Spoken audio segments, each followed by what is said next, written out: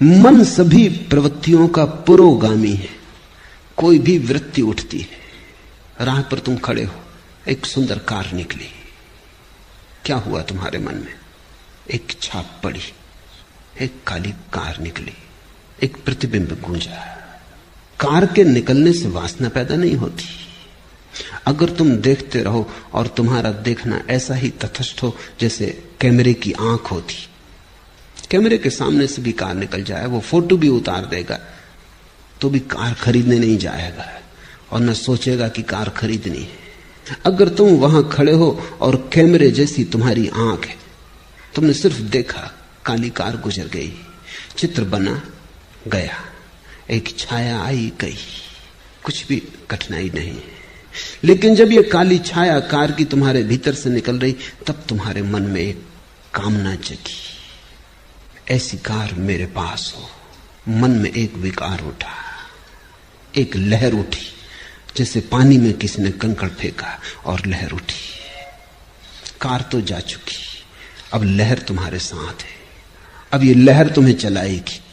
तुम धन कमाने में लगोगे, या तुम चोरी करने में लगोगे, या किसी की जेब काटोगे। अब तुम कुछ करोगे। अब वृत्ति ने तुम्हें पकड़ा। अब वृत्ति तुम्हारी कभी क्रोध करवाएगी अगर कोई बाधा डालेगा। अगर कोई मार में आएगा तो तुम हिंसा करने को उतारू हो जाओगे, मरने मारने को उतारू हो जाओगे। अगर कोई सहारा देगा तो तुम मित्र हो जाओगे, कोई बाधा देगा तो शत्रु हो जाओगे। अब तुम्हारी रातें इसी सपने से भर जाएंगी। बस ये कार तुम्हारे आसपास घूमने लगेगी। जब तक ये ना हो जाए तुम्हें चैन ना मिलेगा। और मजा ये है कि वर्षों की मेहनत के बाद जिस दिन ये तुम्हारी हो जाएगी, तुम अचानक पाओगे कार तो अपनी हो गई, लेकिन अब इन वर्षों की बेचैनी का अभ्यास हो गया। अब बेचैनी नहीं छोड़ती। कार तो अपनी हो गई, लेकिन बेचैनी नहीं जाती, क्योंकि बेचैनी का अभ्यास हो गया। अब तुम इस बेचैनी के लिए नया कोई यात्रा पथ खोजोगे। बड़ा मकान बनाना है, हीरे जवाहरात खरीदने हैं। अब तुम कुछ और करोगे, क्योंकि अब बेचैनी तुम्हारी आदत हो गई। और अब इस बेचैनी का तुम क्या करोगे? इस सालों तक बेचैनी को संभाला, कार तो मिल गई, लेकिन अब कार का मिलना न मिलना बराबर है। अब ये बेचैनी पकड़ गई। इसलिए तो धनी बहुत लोग हो जाते हैं और धनी नहीं हो पाते, क्योंकि जब वे धनी होते हैं तब तक बेचैनी अभ्यास का हो गया उसका। जब तक धनी हुए तब तक चैन से ना रह सके। सोचा कि जब धनी हो जाएंगे तब चैन से रह लेंगे, लेकिन चैन कोई इतनी आसान बात है। अगर बेचैनी का अभ्यास घना हो गया तो धनी तो तुम हो जाओगे, बेचैनी कहां जाएगी? तब और धनी होने की दौड़ लगती और मन कहता और धनी हो जाएं फिर। लेकिन सारा जाल मन का है। बुद्ध ने अपनी एक एक वृत्ति को जांचा और पाया कि वृत्ति मन के सरोवर में उठी लहर है। वृत्ति का मतलब ही लहर होता है, वो मन का कप जाना है। अगर मन निष्कंप रह जाए तो कोई वृत्ति पैदा नहीं होती। अगर मन कप गया तो वृत्ति पैदा हो जाती। फिर कोई फर्क नहीं पड़ता कि किस चीज से कपता है। आज से 2500 साल पहले बुद्ध के समय में कार तो नहीं थी, तो कई नासमझ सोचते हैं कि तब बड़ी शांति थी, क्योंकि कार नहीं थी तो कार की तो चिंता पैदा ही नहीं हो सकती थी। हवाई जहाज नहीं था तो हवाई जहाज खरीदना, इसकी चिंता तो पैदा नहीं हो सकती थी। लेकिन तुम गलती में हो, चिंताएं इतनी ही थी, क्योंकि किसी के पास शानदार बैलगाड़ी थी, बग्घी थी, वो चिंता पैदा करवाती थी। किसी के पास शानदार घोड़ा था, वो चिंता पैदा करवाता था। चिंता के लिए विषय से कोई फर्क नहीं पड़ता। तुम लहर सरोवर में उठाने के लिए एक कंकड़ फेंको या कोहिनूर हीरा फेंको, इससे कोई फर्क नहीं पड़ता। कोहिनूर हीरा भी वृत्ति उठाता है, साधारण कंकड़ भी उतनी ही वृत्ति उठाता, उतनी लहर उठाता है। पानी फिक्र नहीं करता कि तुमने कोहिनूर फेंका कि कंकड़ फेंका। कुछ फेंका, बस इतना काफी है। मन में कुछ भी फेंका और उपद्रव शुरू हुआ। मन सभी प्रवृत्तियों का पुरोगामी, मन उनका प्रधान है, वे मनोमय है। यदि कोई दोषयुक्त मन से बोलता है या कर्म करता है तो दुख उसका अनुसरण वैसे ही करता है जैसे गाड़ी का चक्का खींचने वाले बैलों के पैर का। बुद्ध ने एक सूत्र पाया, जीवन में दुख है, हम भी जीवन में दुखी हैं, और जब हमें दुख पकड़ता है तो हम पूछते हैं किसने दुख पैदा किया, कौन मेरा दुख पैदा कर रहा है? पत्नी, पति, बेटा, बाप, मित्र, समाज, कौन मेरा दुख पैदा कर रहा है? आर्थिक व्यवस्था, सामाजिक ढांचा, कौन मेरा दुख पैदा कर रहा है? मार्क्स से पूछो तो वो कहता है दुख पैदा हो रहा है क्योंकि समाज का आर्थिक ढांचा गलत है, गरीबी है, अमीरी है, इसलिए दुख पैदा हो रहा है। फ्रायड से पूछो तो वो कहता है दुख इसलिए पैदा हो रहा है कि मनुष्य को अगर उसकी वृत्तियों के प्रति पूरा खुला छोड़ दिया जाए तो वो जंगली जानवर जैसा हो जाता है। दुख पैदा होगा उससे, सभ्यता नष्ट हो जाएगी। अगर उसे संभाला बुझाया जाए, तैयार किया जाए, परिष्कृत किया जाए तो दमन हो जाता है। दमन होने से दुख पैदा होता है। इसलिए फ्रायड ने कहा दुख कभी भी ना मिटेगा।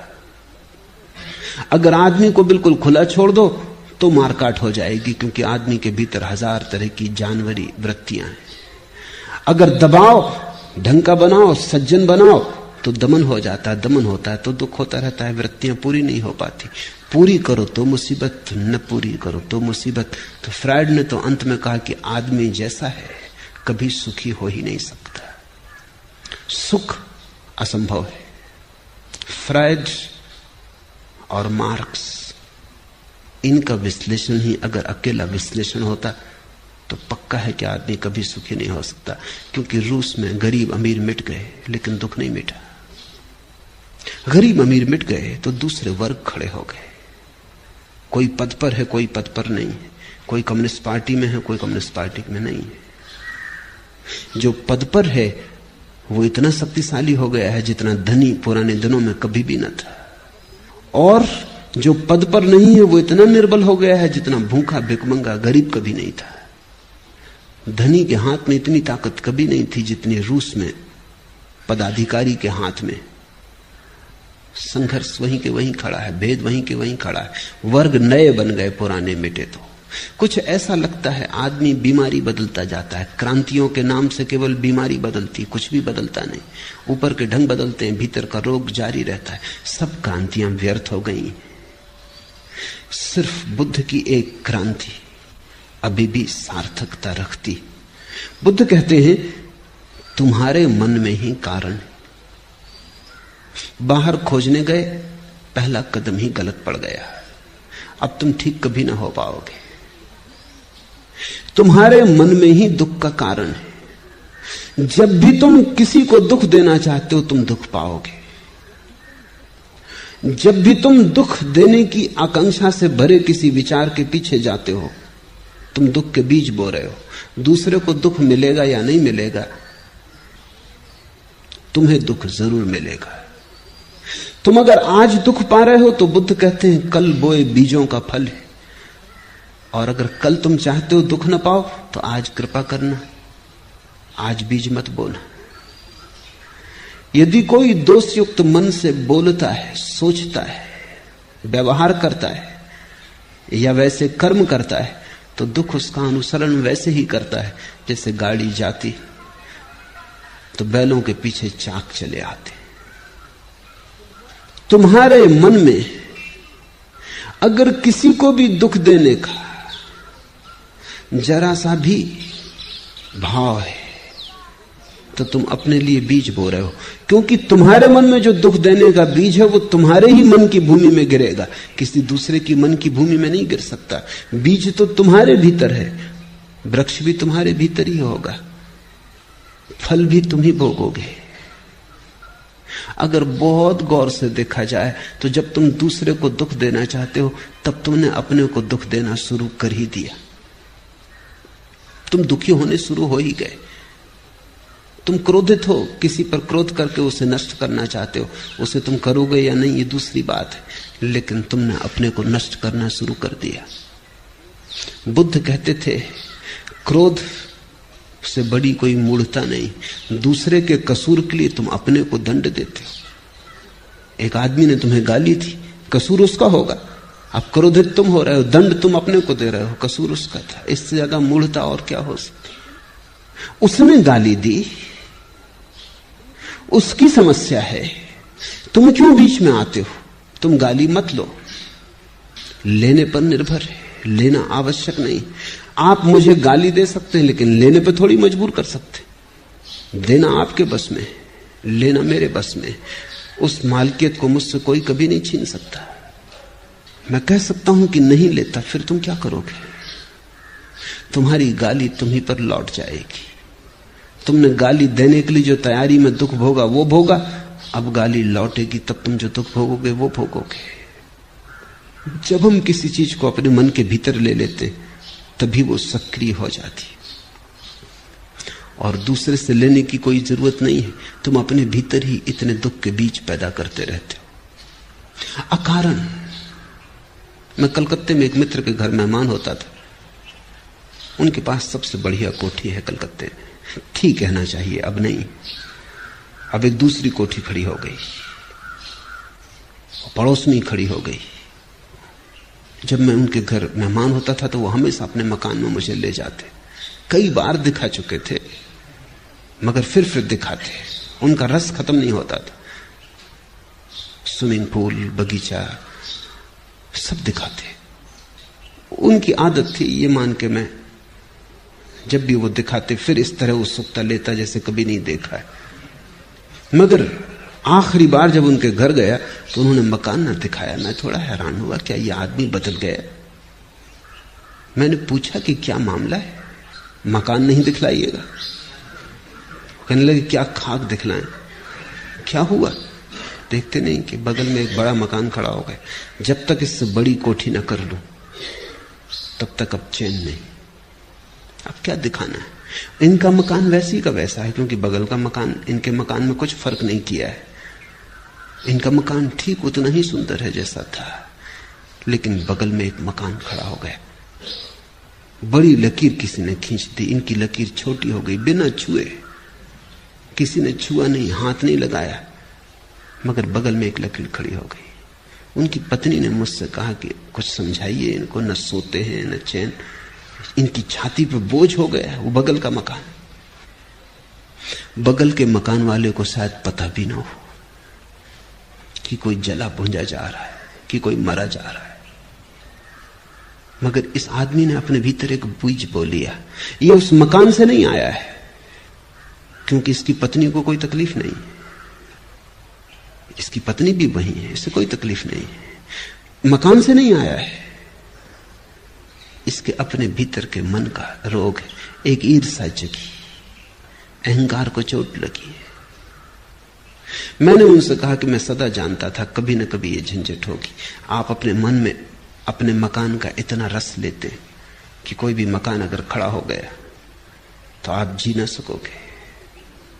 क्योंकि सदा आपको देख के मुझे ऐसा लगा ये मकान आपके लिए नहीं है, आप मकान के लिए हो। आप मालिक नहीं हो, ये मकान मालिक है। आप वस्तु को अपना सब संभाल दिए, दे दिए वस्तुओं को, आप गुलाम हो गए। मुझे डर था कि कभी न कभी ये होगा, कोई मकान बड़ा बगल में खड़ा हो जाएगा तो तुम न झेल पाओगे। वो रुग्ण रहने लगे जब से वो मकान बन गया। मन में सारा खेल है। यही जिंदगी मुसीबत, यही जिंदगी मसरत, यही जिंदगी हकीकत, यही जिंदगी फसाना। कैसी मन की व्याख्या है, कैसे तुम देखते हो, कैसे तुम सोचते हो, कैसी तुम व्याख्या करते हो जीवन की, सब उस पर निर्भर है। मन सभी प्रवृत्तियों का पुरोगामी है, मन उनका प्रधान है। यदि कोई प्रसन्न मन से बोलता है या कर्म करता है तो सुख उसका अनुसरण करता है, वैसे ही जैसे कभी साथ ना छोड़ने वाली छाया। अगर तुम दुखी हो तो अपने को कारण जानना, अगर सुखी हो तो अपने को कारण जानना। अपने से बाहर कारण को मत ले जाना, वही धोखा है। इसको ही मैं धार्मिक क्रांति कहता हूं। जिस व्यक्ति ने अपने जीवन के सारे कारणों को अपने भीतर देख लिया, वो व्यक्ति धार्मिक हो गया। क्योंकि अब उसके हाथ में है बात। अब दुखी होना हो तो तुम जानते हो कौन से बीज बोने, सुखी होना हो तो जानते हो कौन से बीज बोने। अब कोई मजबूरी न रही। फिर अगर दुख में ही मजा लेना हो तो मजे से बीज बो, कोई बाधा नहीं डाल सकता। लेकिन एक बात फिर तुम न कर सकोगे कि दुख के तो बीज बो और रोना भी रो कि मैं दुखी क्यों। अपने ही हाथ से जहर पियो और फिर रो कि मैं मर क्यों रहा हूं। मरना हो मजे से जहर पियो, जीना हो मत पियो। तुम्हारे हाथ है, तुम्हारी प्याली है, तुम्हारा जहर है और तुम्ही को जीना या मरना है। उसने मुझे डांटा, मुझे मारा, मुझे जीत लिया, मेरा लूट लिया। जो ऐसी गांठें मन में बनाए रखते उनका वैर शांत नहीं होता। उसने दूसरे पर जिनका सारा जोर है, उसने मुझे डांटा, उसने मुझे मारा, उसने मुझे जीत लिया, मेरा लूट लिया। जो दूसरे पर नजर रखते। बुद्ध का एक शिष्य हुआ पूर्ण काश्यप। वो निश्चित ही पूर्ण हो गया था, इसलिए उसे बुद्ध पूर्ण कहते हैं। फिर एक दिन बुद्ध ने उससे कहा कि पूर्ण, अब तू पूर्ण सच में ही हो गया। अब मेरे साथ साथ डोलने की कोई जरूरत ना रही। अब तू जा, अब तू गांव गांव नगर नगर घूम और डोल, मेरी खबर ले जा। मेरे पास तूने जो पाया है उसे लुटा। पूर्ण ने कहा, भगवान किस दिशा में जाऊं? आप इशारा कर दें। बुद्ध ने कहा, तू खुद ही चुन ले। अब तू खुद ही समर्थ है, अब मेरे इशारे की भी कोई जरूरत ना रही। तो पूर्ण ने कहा कि जाऊंगा। सूखा नाम का एक इलाका था बिहार में, वहां जाऊंगा। बुद्ध ने कहा, तू खतरा मोल ले रहा है।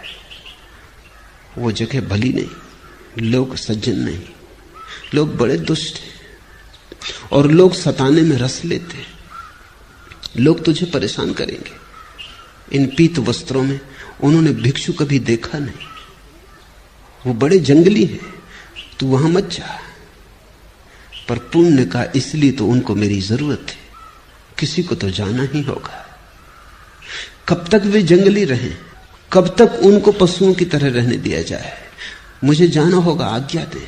बुद्ध ने कहा, जा, मेरे 2-3 सवालों के जवाब दे दे। पहला, अगर वे तुझे गालियां दे, अपमान करें तो तुझे क्या होगा?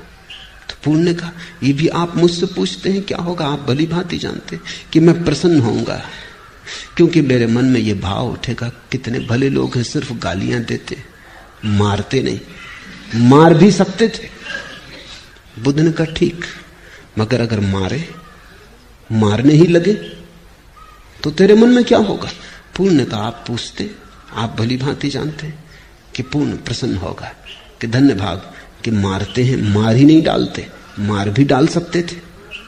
बुद्ध ने कहा, आखिरी सवाल पूर्ण, अगर मार ही डालें तो मरते वक्त तेरे मन में क्या होगा? पूर्ण ने कहा, आप और पूछते, आपको भली भांति मालूम है कि जब मैं मर रहा हूंगा तो मेरे मन में होगा, धन्य भाग, उस जीवन से छुटकारा दिला दिया जिसमें कोई भूल चूक हो सकती थी। बुद्ध ने कहा, अब तू जा, अब तुझे जहां जाना है तू जा। अब तुझे कोई गाली नहीं दे सकता, अब तुझे कोई मार नहीं सकता, अब तुझे कोई मार डाल नहीं सकता। ऐसा नहीं कि वो तुझे गाली ना देंगे, गाली तो वो देंगे, लेकिन तुझे अपनी कोई गाली नहीं दे सकता। ऐसा नहीं कि वो तुझे मारेंगे नहीं, मारेंगे, लेकिन तुझे अब कोई मार नहीं सकता। और कौन जाने, कोई तुझे मार भी डाले, लेकिन अब तू अमृत है, अब तेरी मृत्यु संभव नहीं। सारा खेल मन का है। कैसे हम देखते, उसने मुझे डांटा, उसने मुझे मारा, मुझे जीत लिया, मेरा लूट लिया। जो ऐसी गांठें मन में नहीं बनाए रखते उनका वैर शांत हो जाता है। और वैर नरक है, कहीं और कोई नरक नहीं। शत्रुता में जीना नरक है। तुम जितनी शत्रुता अपने चारों तरफ बनाते हो उतना तुम्हारा नरक बड़ा हो जाता है। तुम जितनी मित्रता अपने चारों तरफ बनाते हो उतना स्वर्ग खड़ा हो जाता है। स्वर्ग मित्रों के बीच जीने का नाम है, नरक शत्रुओं के बीच जीने का नाम है। और सब तुम पे निर्भर है। नरक कोई भौगोलिक जगह नहीं है और न कोई स्वर्ग कोई भौगोलिक जगह है। नक्शों में मत पड़ना। मनोदशाएं, स्टेट्स ऑफ माइंड।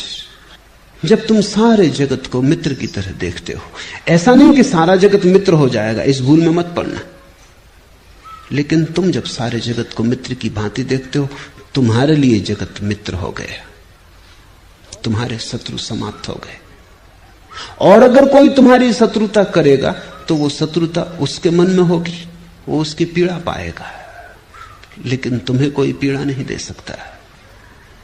इस संसार में वैर से वैर कभी शांत नहीं होता, अवैर से ही वैर शांत होता है। यही सनातन धर्म है, यही नियम है।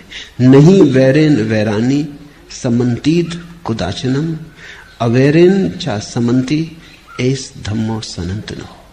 यही सनातन धर्म है। शत्रुता से शत्रुता समाप्त नहीं होती, क्रोध से क्रोध समाप्त नहीं होता, वैर से वैर नहीं मिटता। और जितना वैर बढ़ता जाता है उतना तुम अपने चारों तरफ अपने हाथों नरक निर्मित करते चले जाते हो। ये जगत तुम्हारी कृति है, तुम चारों तरफ अपना परिवेश बनाते हो। ये बात तुम्हें दिखाई पड़ जाए, ये इशारा तुम्हें समझ आ जाए, तो तुम्हें फिर कोई दुख नहीं दे सकता। तुम्हारा स्वभाव तब सुख हो जाएगा।